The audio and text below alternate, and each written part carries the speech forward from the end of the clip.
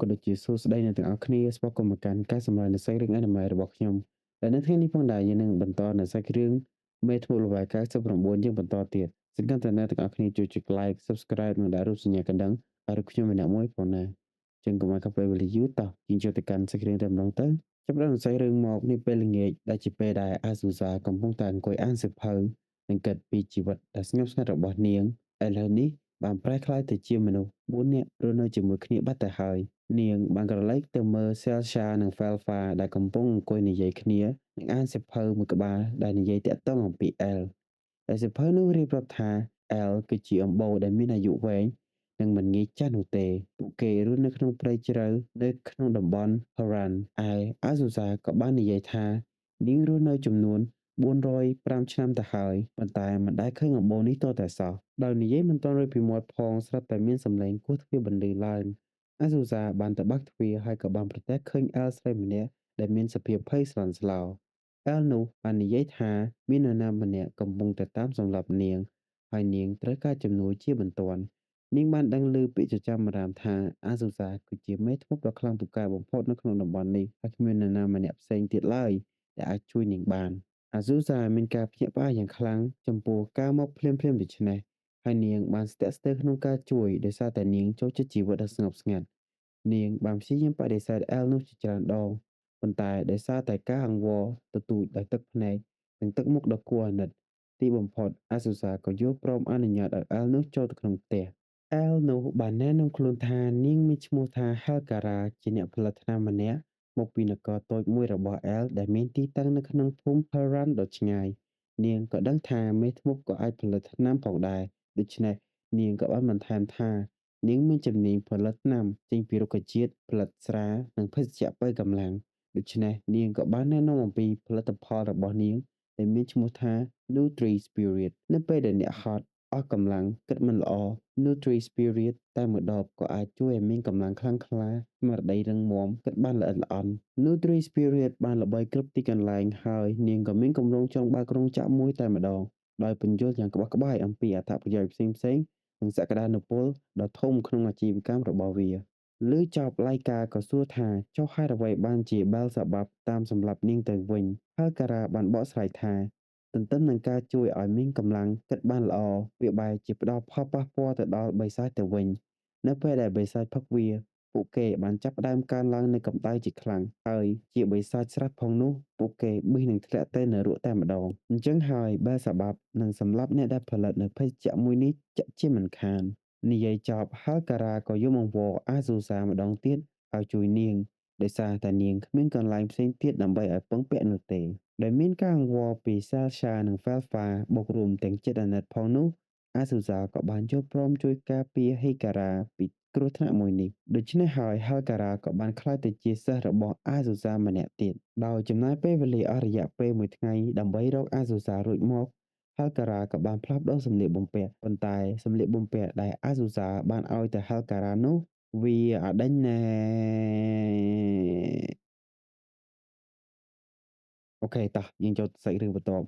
នាពេលព្រឹកបន្ទាប់អាស៊ូសាក៏បានចំណាយពេលវេលាដើម្បីដាក់បេរៀលដ៏រឹងមាំជុំវិញផ្ទះរបស់នាង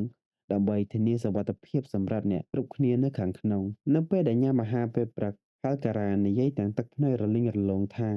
នាងមិនធ្លាប់បានទទួលបានភាពកក់ក្ដៅបែបនេះពីមុនមកទេនាងត្រូវធ្វើការយ៉ាងច្រើននិងរស់នៅម្នាក់ឯងនៅក្នុងព្រៃជ្រៅដូច្នេះអ្វីដែលនាងរកបានគឺគ្រាប់ធនជាតិប៉ុណ្ណោះដោយឃើញបែបនេះ Falfa Shalsha ក៏បានលួងលោម Helgara ដែលធ្វើឲ្យ Helgara យំចេញមកកាន់តែខ្លាំងបន្ទាប់ពីអាហារពេលព្រឹកនេះរួចមក Azusa និង Helgara ក៏បានសម្រេចចិត្តទៅក្នុងព្រៃដើម្បីប្រមូលផ្សិតសម្រាប់ធ្វើជាថ្នាំនិងភេសជ្ជៈបើក្នុងអំឡុងពេលដែលដើរព្រៃ Helgara ក៏បានបញ្យល់ Azusa យ៉ាងលម្អិតអំពីផ្សិតពុលផ្សេងៗដែលធ្វើឲ្យគ្រោះថ្នាក់ប៉ុន្តែដោយអចេតនា Helgara បែរជាយកផ្សិតមួយប្រភេទនោះមកតាមខ្លួនទៅវិញដោយនៅពេលដែលពួកគេសម្រាកអាស៊ូសាបានអរគុណនូវចំណេះដឹងថ្មីនេះយ៉ាងខ្លាំងពួកគេបានចាប់ផ្ដើមញ៉ាំផ្សិតដែលប្រមូលបានអាស៊ូសាបានឃើញហៅការ៉ាបានដាក់ផ្សិតមួយម៉ាត់និងបន្តស្រែកមិនឈប់នាងសង្ស័យថាហៅការ៉ាបានញ៉ាំផ្សិតពុលឯហៅការ៉ាក៏បានដឹងដូចគ្នាថានាងបានញ៉ាំចំនូវផ្សិតពុលនិងបានប្រាប់អាស៊ូសាថាផ្សិ សិទ្ធិនេះនឹងធ្វើឲ្យអ្នកញ៉ាំមានអារម្មណ៍ចម្លែកដែលថាចប់នាងក៏បានដេញតាមអាស៊ូសានិងចង់ធ្វើរឿងចម្លែកមួយនោះអាស៊ូសាដែលឃើញបែបនេះភ្លាមក៏បានប្រើប្រាស់នូវវេទមន្តបន្សាបជាតិពុលដែលធ្វើឲ្យផ្អើលអស់មួយព្រៃនៅពេលដែលត្រឡប់មកផ្ទះវិញហេលការ៉ាបានសុំទោសអាស៊ូសាយ៉ាងខ្លាំងកាត់មកដល់ព្រឹកបន្ទាប់អាស៊ូសាបានអនុវត្តការសម្លាប់ស្លែមរបស់នាងជាធម្មតានិងបានឲ្យហេលការ៉ាសាកល្បងផងដែរនៅពេលដែលអាស៊ូសានិងហេលការ៉ាបានទៅដល់ហ្គាលអ្នកផ្សងព្រេងនៅក្នុងទីក្រុងហេលការ៉ាបានប្រទះឃើញនូវផ្ទាំងរូបភាពដែលស្វែងរករូបនាងដោយមាននូវរូបថតនិងព័ត៌មានយ៉ាងលម្អិតអំពីនាងដែលធ្វើឲ្យហេលការ៉ាមានការភ័យខ្លាចជាខ្លាំងដោយមានការព្រួយបារម្ភពីសុវត្ថិភាពរបស់អ្នកគ្រប់គ្នាអាស៊ូសាក៏បានសម្រេចចិត្តឲ្យឡៃកា Alpha និង Sasha ចាកចេញទៅភូមិផ្សេងមួយទៀតសិនដើម្បីគេចផុតពីគ្រោះថ្នាក់ដែលអាចកើតមានឡើង Azusa ក៏បានសួរទៅ Helcara ថាបើសាបាប់គឺជាសត្វរុយមែនទេព្រោះនាងបានសម្គាល់ឃើញនូវសត្វរុយមួយក្បាលនៅក្នុងផ្ទះ Helcara ក៏បានឆ្លើយថារុយប្រភេទនេះចូលចិត្តតែរោមនៅក្បែរលាមកសេះប៉ុណ្ណោះវាមិនអាចខ្លាចទៅជាមេបិសាចដ៏ខ្លាំងក្លាដែលជាបែសាបាប់បាននោះទេទន្ទឹមនឹងនោះសំឡេងមួយក៏បានបន្លឺឡើងបែសាបាប់ពិតជាមកដល់ផ្ទះរបស់អាស៊ូសាហើយនាងបានប្រើប្រាស់នូវអំណាចរបស់នាងដើម្បីក្លែងខ្លួនទៅជាសត្វរុយតាំងពីហេលការ៉ាមកដល់ផ្ទះនេះមកម្ល៉េះបែសាបាប់បានលាក់ខ្លួននៅក្នុងផ្ទះនេះដោយនាងបាននិយាយក្នុងចិត្តថានាងមកទីនេះគន់តែចង់ឃើញឲ្យប្រាកដថាអលម្នាក់នេះពិតជាហេលការ៉ាដែលនាងស្គាល់មែនដែរឬទេនៅពេលដែលបែសាបាប់បានបង្ហាញខ្លួនចំពោះមុខអាស៊ូសាក៏បានការពារហេលការ៉ាដោយនិយាយយ៉ាងម៉ឺងម៉ាត់ថាហេលការ៉ាគឺជាសិស្សរបស់នាងនិងស្នើសុំបែរសាបាប់ឲ្យចាកចេញដោយមិនអស់ចិត្តបែរសាបាប់បានប្រកាសថានឹងប្រយុទ្ធជាមួយនឹងអាស៊ូសាដោយរៀបនឹងប្រយុទ្ធគ្នាទៅហើយបែរសាបាប់បានហោះឡើងដើម្បីវាយប្រហារអាស៊ូសាតែនាងក៏បានប៉ះទៅនឹងរបាំងការពារវេទមន្តរបស់អាស៊ូសាដែលធ្វើឲ្យនាងរងរបួសយ៉ាងធ្ងន់ធ្ងរនិងចាញ់ជានៅទីបំផុតដោយចិត្តសប្បុរសរបស់អាស៊ូសាក៏បាននាំយកបែរសាបាប់ចូលមកក្នុងផ្ទះហើយប្រើប្រាស់នូវវេទមន្តព្យាបាលដ៏ខ្លាំងក្លារបស់នាងដើម្បីព្យាបាលបែរសាបាប់ឲ្យបានធូរស្បើយបែរសាបាប់បានភ្ញាក់ឡើងនិងនិយាយថា